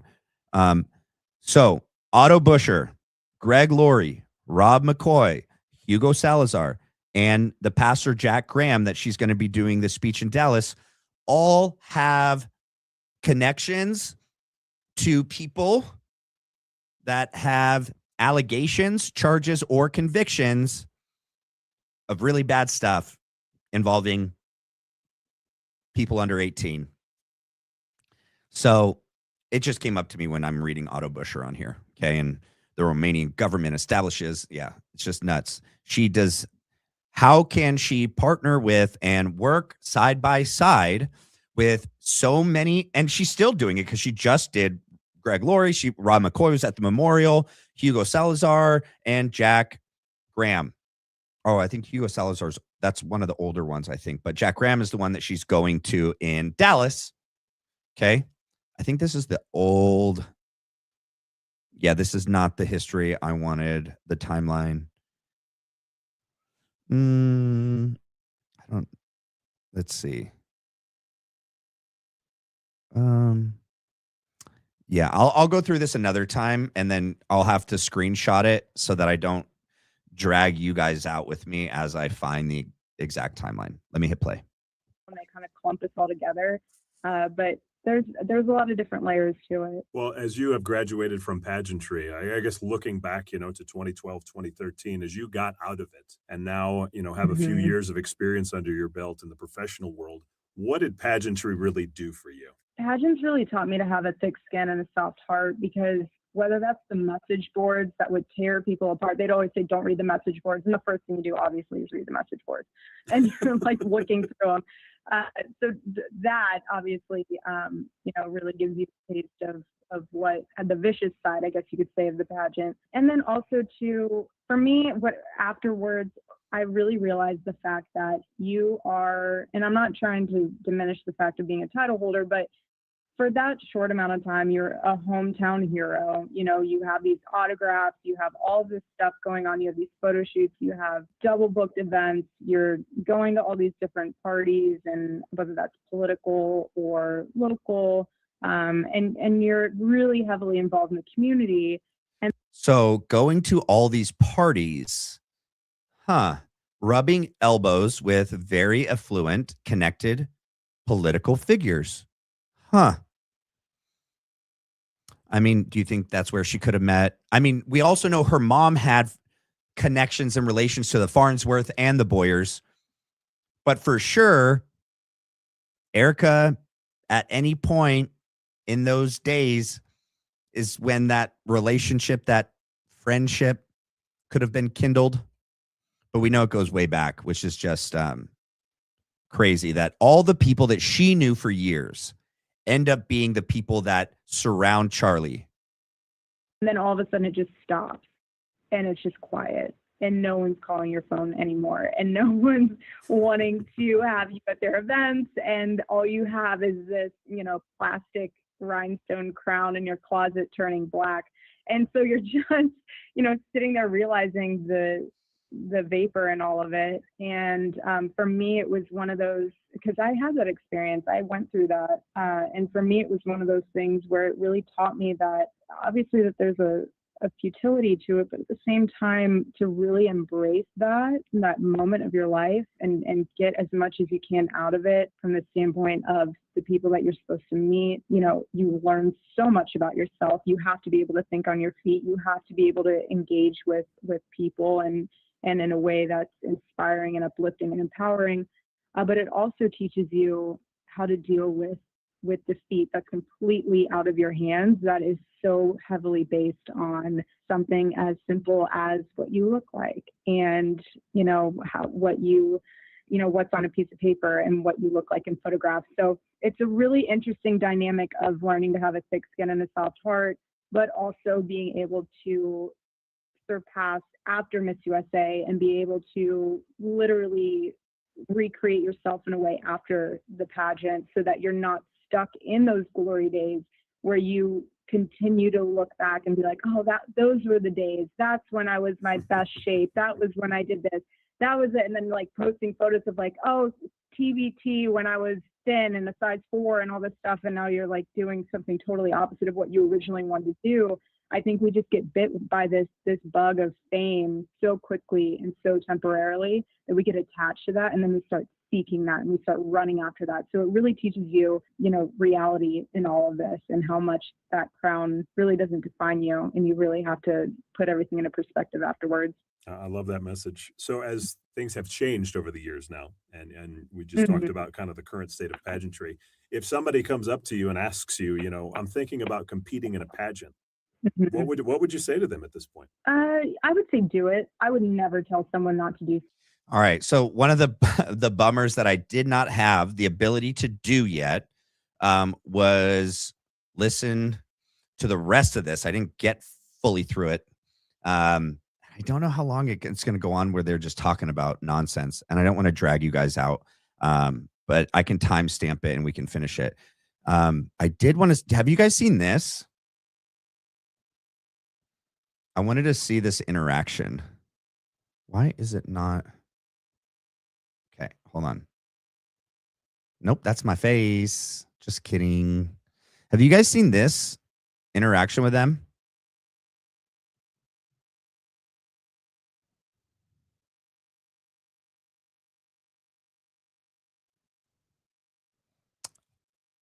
Okay. No, Mo. Let's see. Okay. I kind of wanted to see. Charlie Kirk show. You're going to have to do it again. Introduce yourself. Is that what you're going to say?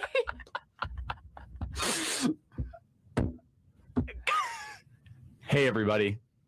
Welcome to this episode of The Charlie Kirk Show. You're so handsome. I'm engaged. Would you like to introduce yourself, or should I introduce you? Okay, honestly, this is not real. Charlie is. Her behavior is not genuine and authentic. This is mortifying. How would you like me to start?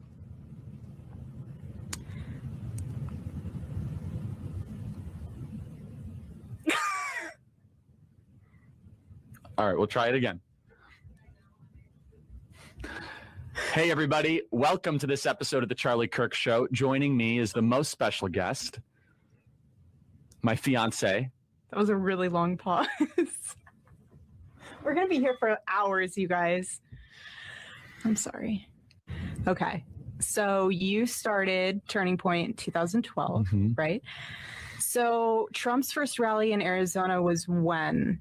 And it was the summer of 15. Summer of 15. So I went with my mom. I was a Trump fan. To a Trump rally. His first one. And Tyler was there. Tyler Boyer. Yes, he was there with his wife, his beautiful wife, and his kids. And he came up to me afterwards and he was like, hey, we have this organization and we're starting in Arizona. Would love for you to be a part of it. And it was one of those things where everything he said sounded super exciting. But She's lying. Holy smokes. I haven't seen this. She's passing it off like she just met Tyler there at this event and like was just learning about TPUSA. She had already gone to the headquarters once, almost met him because Tyler invited her. Okay. So wait, almost met him in Philly. All right. With Lori. That's where the first sighting of Charlie happens. Then almost meets him at the headquarters, then does have a brief meeting with him at the headquarters. Like these are months apart. These are farther apart. I don't remember the dates. The fourth time is when it's at the burger joint, the famous, question me about Aristotle, politics, and religion. I don't want to hire you. I want to date you. Okay, fine. I could actually see Charlie saying something like that. It's not real game or anything like that. But hey, that's Charlie's game. We got to give it to him. And you know what? Here's the thing, though. So the fourth time, but all three times, so the only time she almost meets Charlie that doesn't involve Tyler Boyer is Philly. Every other time involved Tyler inviting her to these events. She knew Tyler way back. Okay. She actually spoke to Tyler in advance. They both have told different stories about this. Tyler and Erika have both told lies about this Trump rally in Arizona. They both have told different stories. Well, when did you meet? Well, we met at the Trump rally. No, you've already said publicly that you guys spoke and you put her right behind you on purpose. Like you guys spoke about her coming to the Trump rally. That was strategic, putting her right behind the camera, right behind Trump, like, bleh. She's lying about this right here, as if she met Tyler at the Trump rally. No, that did not happen. So we could even look at this and be like, she's lying to Charlie out of the gate.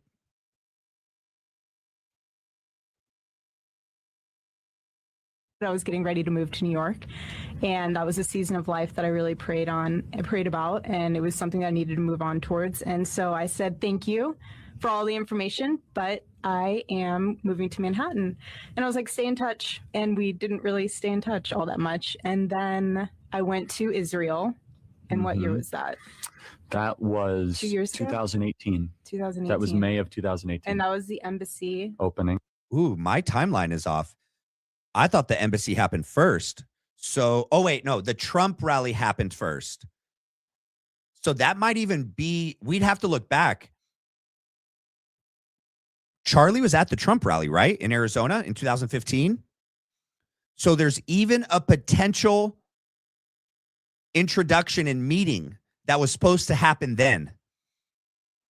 He did support Trump. He knew Trump. Yeah. Yes. Because then there's that picture after he gets elected. So that would have had to have been facilitated by Tyler. Okay. So then after that, so they clearly didn't meet. Maybe he saw her. Maybe it was just to plant the visual seed. Because, I mean, she was standing right behind Trump. Then her and Lori go to Philly and almost for the moving of the embassy.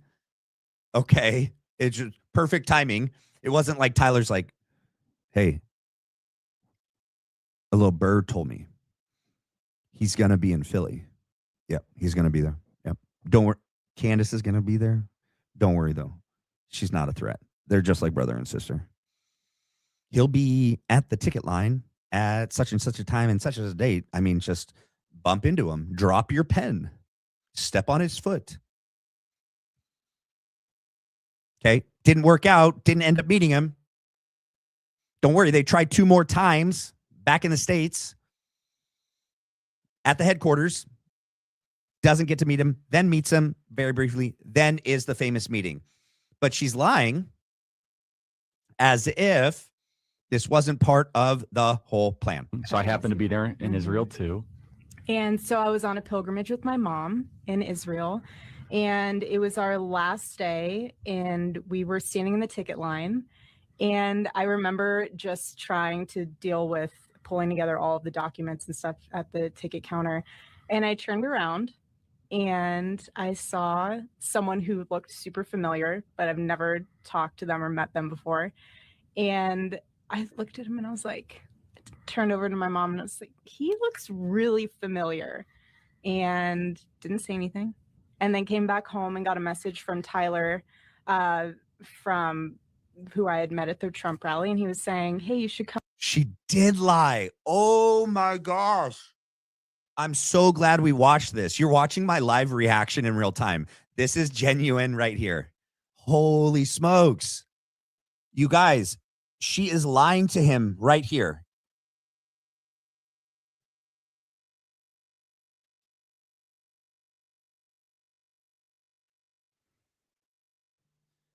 She didn't meet Tyler at the Trump rally. We know that. They've both admitted it at different times. There was a phone call that took place before that.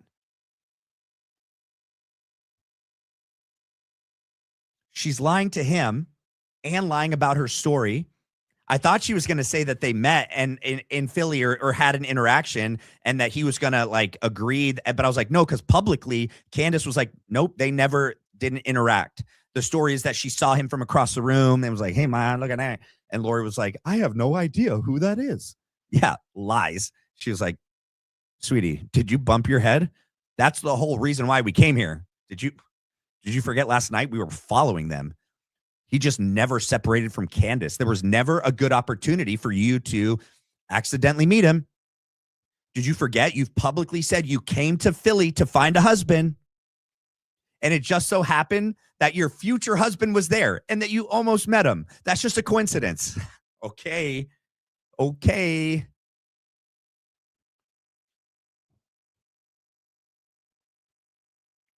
Come to Turning Point's office. We're having an office opening. We'd like to discuss with you about everything that we're doing with the faith component side of things. Let me back up because that's Tyler invites her to this. We're having an office opening. We'd like to discuss with you, and didn't say anything. And then came back home and got a message from Tyler, from who I had met at the Trump rally. And he was saying, hey, you should come to Turning Point's office. We're having an office opening. We'd like to discuss with you about everything that we're doing with the faith component side of things. And yeah, we met at the office very briefly. And then we went to Bill's Burgers in New York. Best burgers. Oh my gosh. So then, do you want to? Every time so I'm going to go back. Don't get mad at me, you guys. Okay. I'm looking at her eyes. I'm looking at her body language.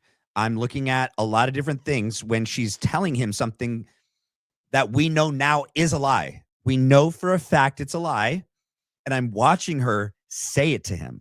and I'm watching how she acts in a lie, because it's a verified lie. We know it's a lie. She knew Tyler way before the Trump rally. Okay, number one.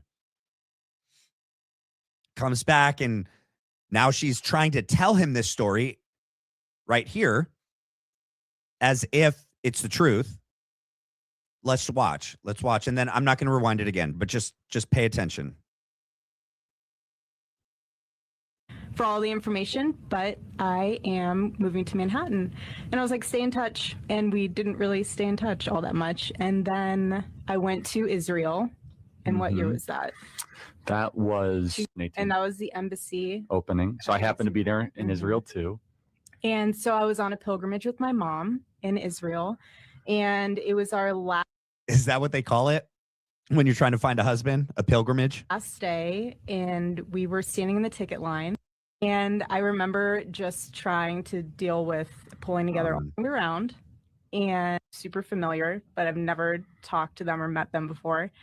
And I looked at him and I was like, turned over to my mom and I was like, he looks really familiar, and didn't say anything. And then came back home and got a message from Tyler, from who I had met at the Trump. So she looks down and away, down and to the left a lot when she's talking about these things with Tyler that we know to be a lie. Trump rally, and he was saying, hey, you should come to Turning Point's office. We're having an office opening. We'd like to discuss with you about everything that we're doing with the faith component side of things. There it again. And yeah, we met at the office very briefly. And then we went to Bill's Burgers in New York. Best burgers. Oh my gosh. So then, do you want to tell that part? You can tell it. They hear enough of me. It's all they hear is me. Okay, so we get to Bill's Burgers, and I'm there thinking it's a business interview. So people would have you believe that this isn't Charlie. That this isn't Charlie being himself, being authentically genuine and being innocent, naive, and in love. And that the same guy that we watch day in and day out, for me, for years,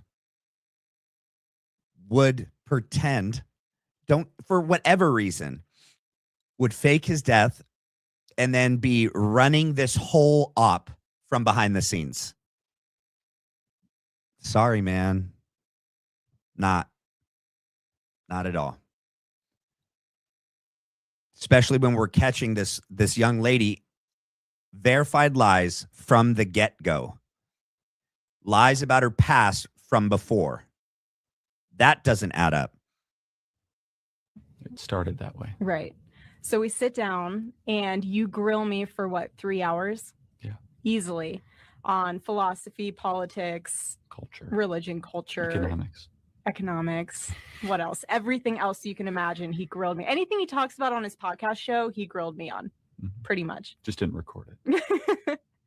And then afterwards, he got finished with his burger and he just sat there and he looked at me and he's like, you know what? I'm not going to hire you. And I was like, that's fine. I don't need this job. I'm doing plenty of other things here in Manhattan. He's like, Yeah, nope. Her Proclaim and the Bible 365 was going nowhere, hadn't done anything yet, hadn't gotten her real estate license yet, no major sales on her real estate license. Really, and because you guys know, you go on job interviews when you don't need a job.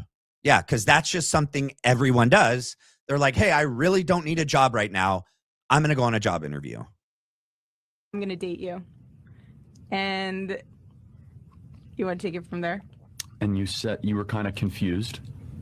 Of course I was confused. Now, I was somewhat blunt. Mm-hmm. And how'd that make you feel? Good. You guys, wait, I have a question. What? Is this boring? No. Okay. No, this is not boring. No, it's not boring, right? Okay. Yeah, stop. You're fine. You're fine. Okay. So how did that make you feel when I was that blunt?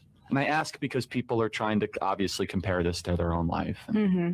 So how do I put this? I think we live in a day and age where dating is looked at as just this let's go out for drinks, or let's go out for coffee. Let's get to know each other. Let's, take it at the slow. And God knew I needed someone who was so assertive that was going to be like, no, this is what I want. We're going to pursue this dating.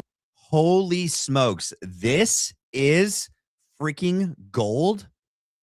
I don't know if you guys are noticing. These are the same things she said on Barry Weiss. This is like 5-something years removed, and she's saying the exact same phrase. She's using the exact same words to explain this moment, to explain her dating or her perception of dating. Like she said about her sister, oh, they went out for drinks, or, I don't know how going out for drinks became a replacement for going out for coffee.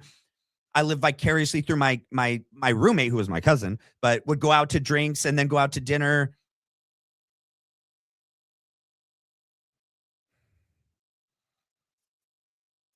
She's saying things exactly the same way in the very beginning as she does after Charlie's gone. That's a scripted, acted, planned persona. This is not an authentic person being herself. We've seen that on Barry Weiss and all of that media blitz engagement. That's all choreographed. That's all fake, multiple takes. And she's doing the same thing to Charlie. She knew what to say.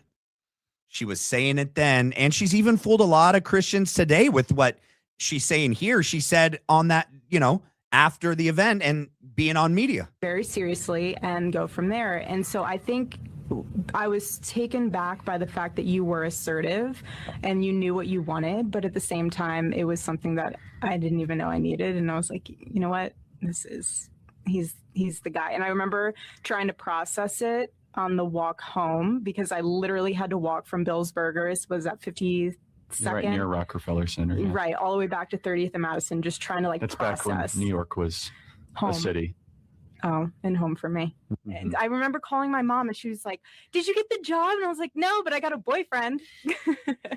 And I tell this to young men all the time. I say, you must be very direct, because these young men, they rap a tap dance around the issue, and they are never actually, and I should say never, but far too often. Yeah, I mean, don't be so direct where you are just a jerk, but you can be assertive to the point where you're like, look, I don't want to hurt your feelings. I don't want to get my feelings hurt. I'm really serious about this, and I would like to pursue you in a very intentional manner. So we've had 2 great years. We have had 2 great years. Done a lot of crazy things. Traveled all over. Israel, London, Vienna. Oh my gosh, yeah. And then, of course, all over the country. And the election. I wish I knew what that Vienna statement was referencing. They both chuckle, laugh, and kind of look away. Which has been something. And so you've been working very hard on what we're wearing, your sweatshirt. Yeah. Proclaim streetwear. So tell everybody about that. Right. So I started that 2.5, well, let's see here. No, longer than that. I started it, I guess 2.5, 3 years ago. That's a lie.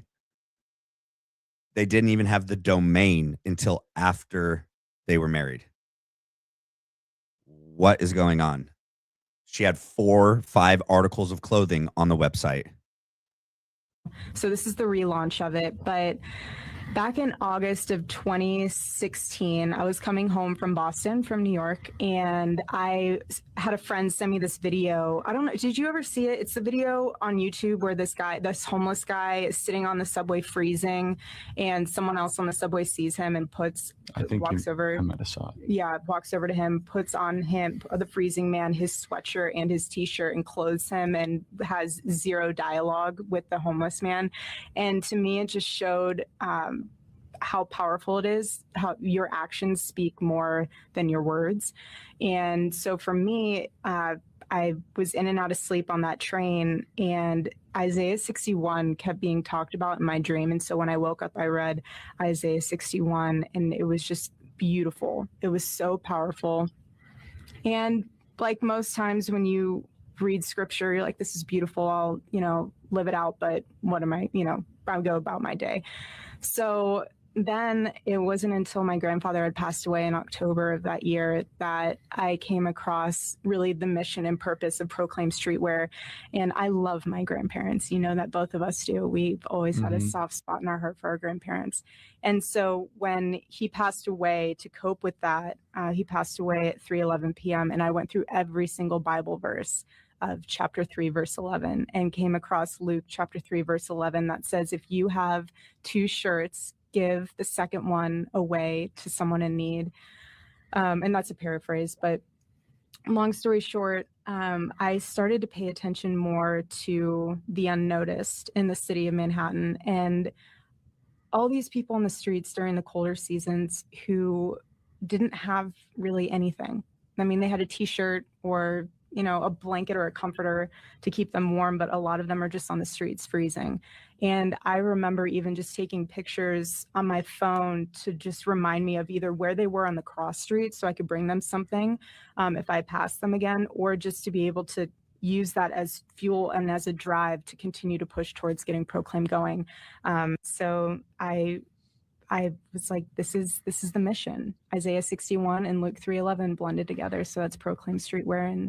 And with this, it's purpose driven. So every item has a certain give back component attached to it. So you're wearing the sweatshirt, and the sweatshirt. It's very nice. Yeah, it's amazing. It's So all made in America. that's the one thing I would not compromise on, is the Some fact that people it's told made. you not to. They did. I had mentors in the fashion industry that said, Make America. it in Wuhan, right?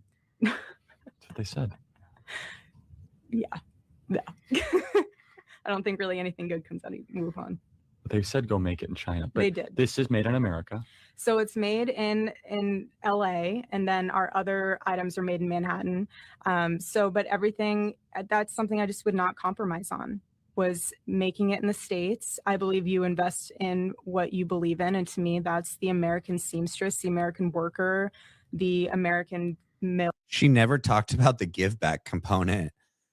She brings up, and I'll have to watch it in full and then we can finish it together, but we're at like 2 hours right now and I still need to eat dinner, but hold on. She started by saying that she saw people without having things, like they had a blanket and a shirt or didn't have clothes. And then that's why she started this company selling clothes. I mean, okay. And then you said there's a give back component, but then you totally left and didn't come back to that. So what, for every article of clothing someone buys, do you give a homeless person an article of clothing? I don't know. Well, we can finish that at a later date because I still want to finish the podcast. The rest, it's time stamped. And then the rest of that, I'll make sure on my own time, I'll watch the rest of both and I'll timestamp out the good parts and then the not so good parts. All right, let's see. We played 2 311 songs at our wedding. I saw them at the new amphitheater this summer. I liked 311 growing up. All right, let's see. Did I miss any supers? No. Okay. I got them all. We're all caught up. Does anyone have anything they would like to say before we go?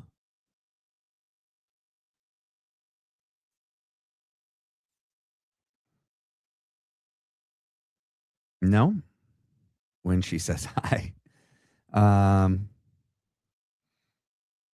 Don't be silly, Matt. That would actually be genuine. I agree, Alka. Yeah. Oh, you know what? I was bummed. So on Baron's member only today, Adfleet was there. So, I mean, he's totally, I know obviously Baron's like a massive podcast. And he's in Baron is in his or hers. I don't know if Adfleet's a he or a she. But I mean, so he's okay with people playing it, just not okay with some people playing his stuff or her stuff. I don't know. I still haven't heard back from them. 311 was one of the very first CDs I ever bought. Okay, the very first CD was Boys to Men.